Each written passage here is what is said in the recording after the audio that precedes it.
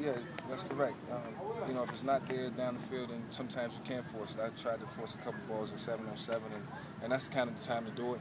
You know, I really wouldn't do it in team because, you know, you got the lineman there. You don't want to get guys discouraged. So, not to make any excuses, I did what I did. I threw a couple interceptions today, but, you know, learn from it, and that's what's most important. What do you think is really the biggest difference we see in you on the field this year?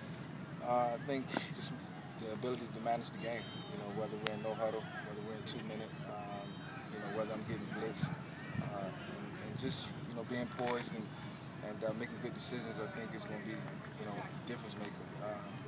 You know, the game is, you know, somewhat easier than practice. Sometimes practice can be harder than the game because you're working on so much, you're focusing on so much, you're trying to do a lot, and you know, sometimes it kind of can get difficult. But this season, I expect, you know, to be more poised and you know, just have fun out there playing the game of football. Do you feel like when you've been out there the last few days that the stuff that you really paid attention to in the offseason is starting to manifest? It's just natural. And that's a good thing. When you work on something and you have certain discussions within the film room, and you know, you make a mistake, you learn from it the next day, and you know, you get the same look again, you capitalize on it, you make it right, you correct it. You know, that's the gratification that you get out of this, and you know, throughout all the studying and the hard work, you know, it makes it easier to go out here and just be able to have fun and just try to work on your game to get better. Can you look back to early in your career when you were in Atlanta and stuff, and the kind of player you were then? Could you ever have imagined you could sit here talking about managing the game and efficient, and you know?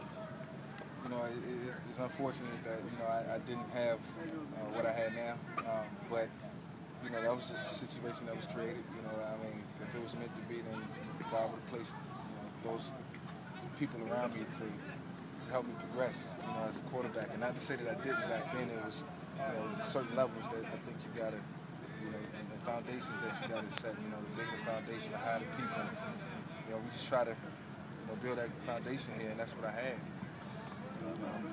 Certainly thankful that I had an opportunity to come and you know, do it differently and have fun doing it. Is it too simplistic to say, or is it entirely accurate to say that as your comfort level and familiarity with this offense goes up, the turnovers will go down?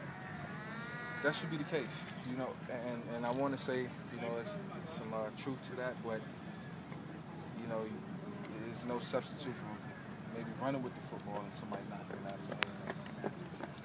Guys not holding on to it. You know, I think you know, I'm pretty good with the ball. I don't feel like I force as many balls in the game and throw as many interceptions.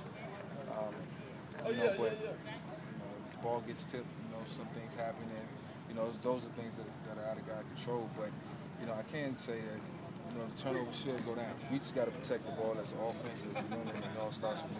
Last one, guys.